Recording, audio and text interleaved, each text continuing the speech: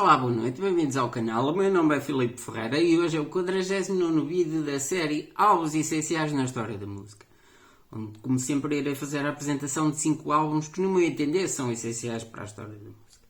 E hoje trago mais uma vez aqui 5 álbuns bastante diversificados, quer no estilo musical, quer mesmo em relação à época em que foram lançados. Trago aqui 2 álbuns, um deles a completar este ano 50 anos e o outro perto disso, e trago um álbum que está prestes a completar 1 ano, portanto ainda nem 1 ano tem. Começando aqui pela primeira recomendação de hoje, é de um artista que eu gosto muito, mas gosto mesmo muito. Não posso dizer que o coloque nos meus artistas preferidos de sempre, porque infelizmente ele só tem uma discografia muito curta, portanto só tem 3 álbuns, portanto eu ainda não o posso, mas são os 3 muito bons. Mas destaco particularmente aqui este que vou apresentar hoje, a primeira recomendação de hoje. Portanto, a primeira recomendação de hoje é um grande disco, Damien Rice, com o seu álbum de estreia de 2002, Oh! E este é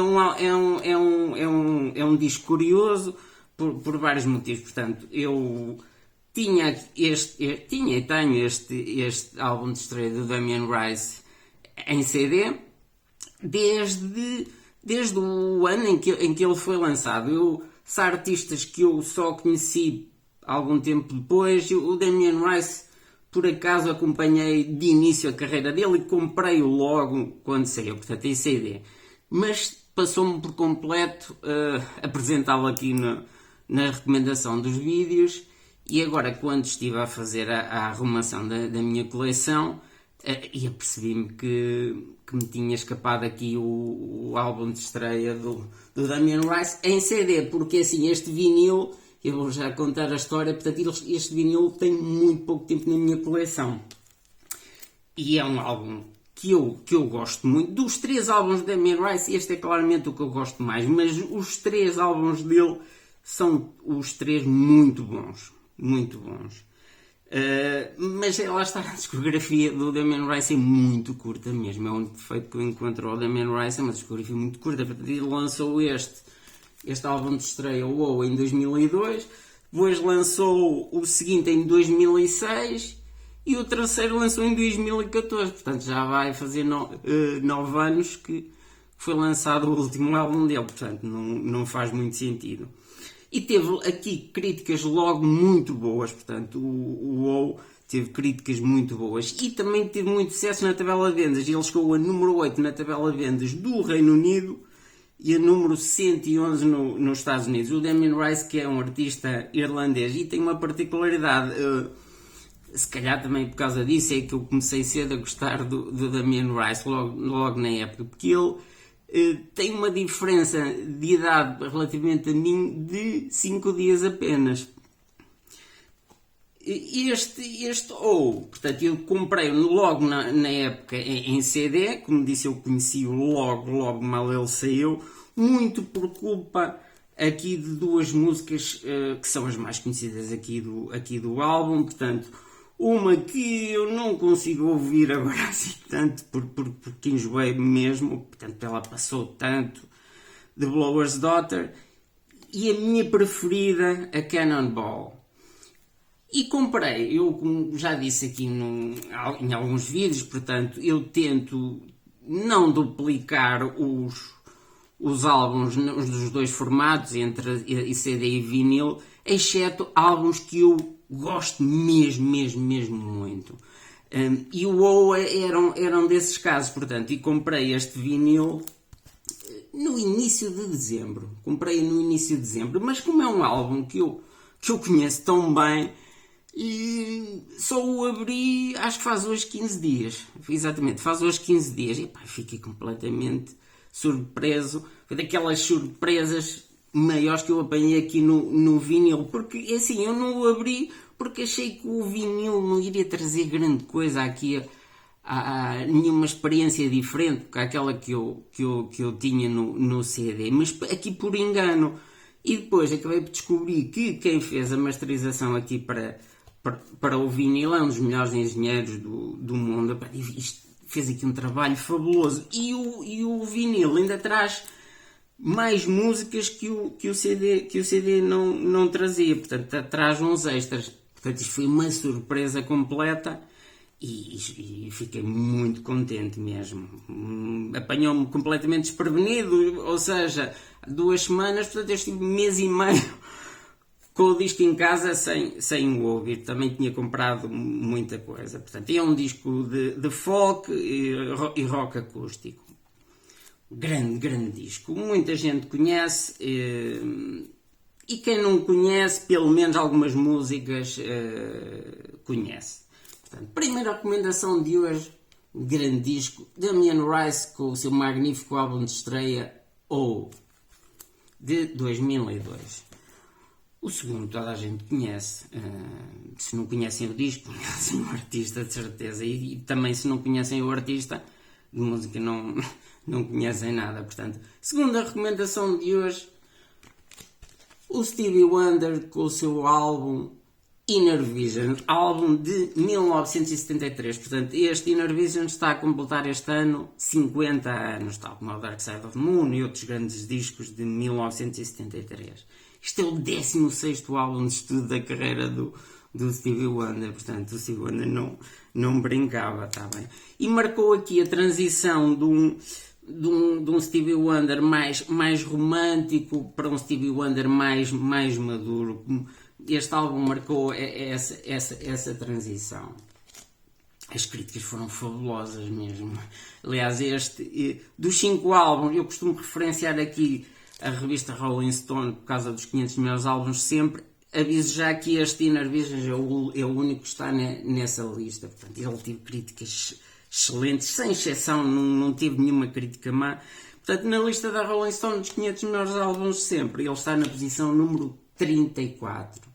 Portanto, este é de 73, o Songs in the Key of Life, para muita gente é considerado o melhor álbum da carreira do Stevie Wonder. Portanto, eu penso que está na posição número 4, aqui o Inner Visions. Mas atenção, que há pessoas que consideram, e fãs do Stevie Wonder, que ainda dão preferência aqui ao Inner Visions relativamente ao Songs in the Key of Life. É assim, eu não digo que a diferença seja muito grande, mas eu ainda dou preferência ao Songs in the Key of Life. Mas este Inner Vision, de facto, é fantástico.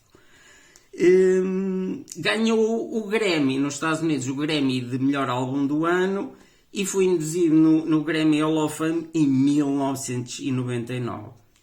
É um grande disco do Stevie Wonder, ali com uma boa parte dos discos da discografia dele da década de 70. Portanto, segunda recomendação de hoje, este toda a gente conhece, pelo menos o artista, Stevie Wonder com o seu fantástico Inner Visions.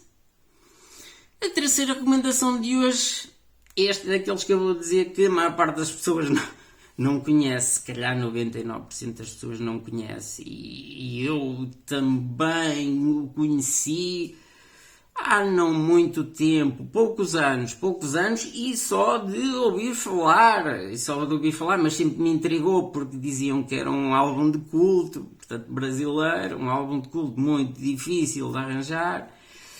E tive aqui uma oportunidade há cerca de 2 semanas e comprei. Portanto, terceira recomendação de hoje, Flaviola com o seu disco de 1974, Flaviola e o Bando do Sol. Este disco aqui é daqueles discos, como eu já trouxe aqui alguns, portanto, brasileiros ali da década de 70, como por exemplo o que eu trouxe aqui do Arthur Verocai, que foi mais ou menos desta mesma data. São discos que foram lançados, portanto não tiveram sucesso nenhum na data, e hoje são discos muito procurados, são discos de culto e não se...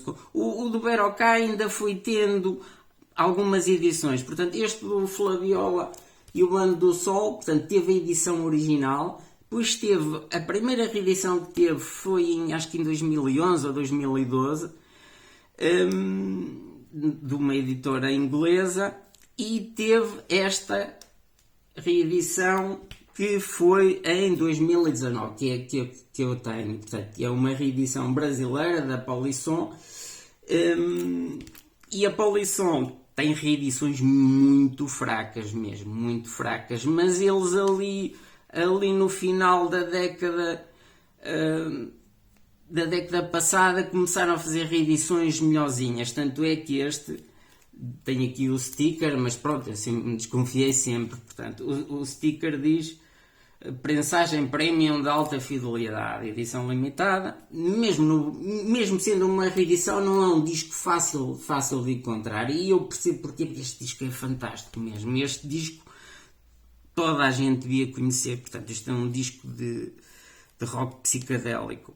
É o primeiro e único álbum do Flaviola. Ele que é um dos expoentes máximos da música psicodélica pernambucana dos anos 70. Ele teve aqui alguns músicos convidados, nomeadamente um deles é um músico de renome, Lula Cortês, mas além de Lula Cortês, Paulo Rafael, Robertinho de Recife, e acabou por se tornar um disco de culto já nos dias de hoje. Portanto, é um disco, a prensagem original deste disco vale muito dinheiro mesmo.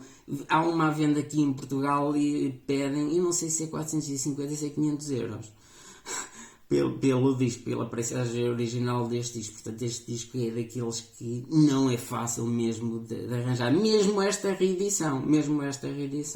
Está bem? Portanto, terceira recomendação de hoje, e o disco é excelente, a gravação, a reedição é de facto muito boa, portanto a Polisson está de parabéns, e o disco é fantástico mesmo. Portanto, terceira recomendação de hoje, Flaviola e o Bando do Sol, de 1974.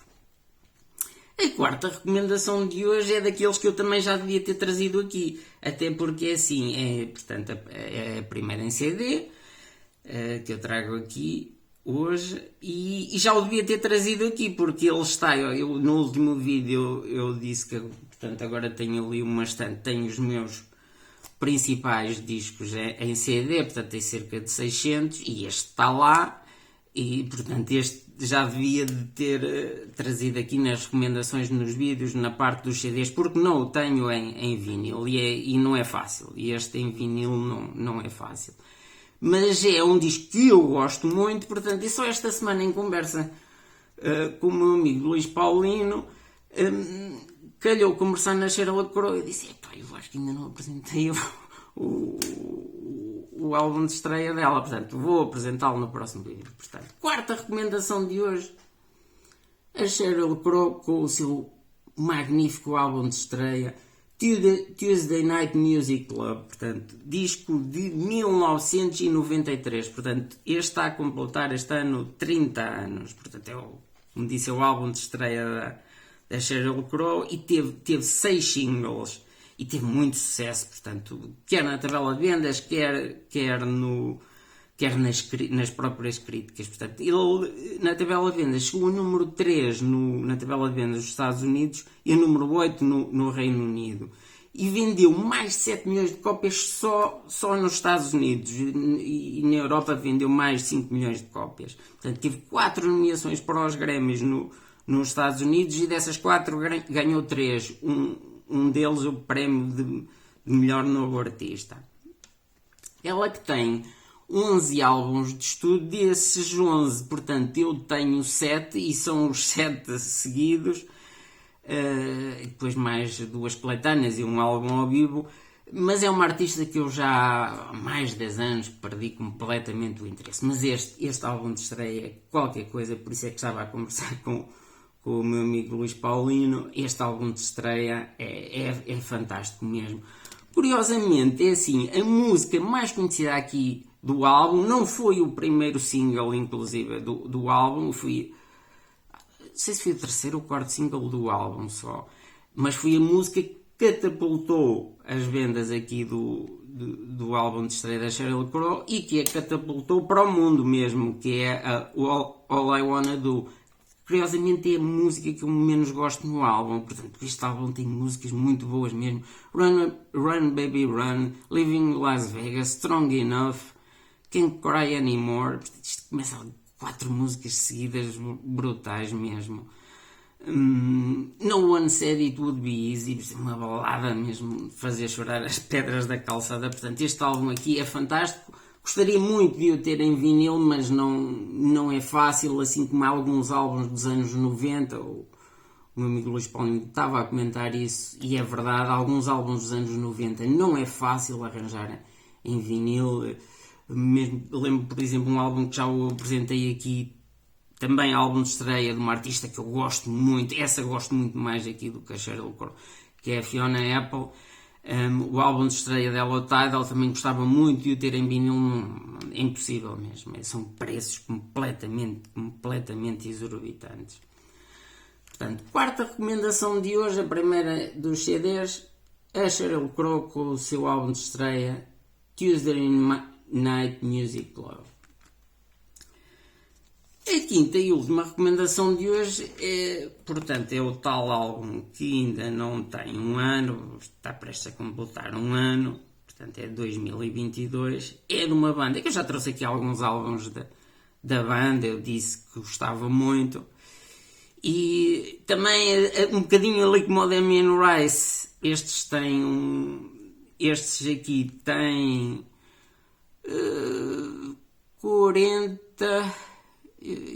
41 anos já de álbuns lançados, mas uma discografia também, se calhar ainda é mais flagrante do que o Damien Rice, porque o Damien Rice começou em 2002, portanto 21 anos, 3 álbuns, e estes 41 anos, 7 álbuns, portanto 7 álbuns de estúdio. Mas é uma banda que eu gosto muito. Portanto, quinta e última recomendação de hoje, os Tears for Fears com o seu magnífico, e friso bem, magnífico álbum de 2022, The Tipping Point. Este álbum é magnífico mesmo, é magnífico, é o 7º álbum de estudo da carreira, infelizmente só o 7º álbum de estudo da carreira dos Tears for Fears. E atenção, este é o 7º, o 6º é de 2004, portanto estamos a falar de 18 anos de diferença entre um e o outro, e antes disso tinha sido 95, portanto eles de facto, depois também houve ali uma fase em que houve dois álbuns foram gravados sem um dos principais. Eles basicamente é o Roland Orzabal e o Kurt Smith. O Kurt Smith depois chateou-se e saiu ali no início dos anos 90, e o Roland Orzabal lançou 2 álbuns com o nome Tears for Fears, mas praticamente sozinho. Depois eles regressaram já novamente em 2004, com um disco razoável. Não é um disco brilhante, mas é um disco razoável. Portanto, eles também não têm, eu acho que o único álbum mais fraco deles é o Howlin' Kings of Spain de 95, mas este aqui, isto valeu a pena a espera. É assim, e porquê é que eu só o tenho em CD? Porque é assim, este vai ser provavelmente o vinil mais complicado de eu comprar daqueles todos que eu quero, e não é complicado comprar em vinil porque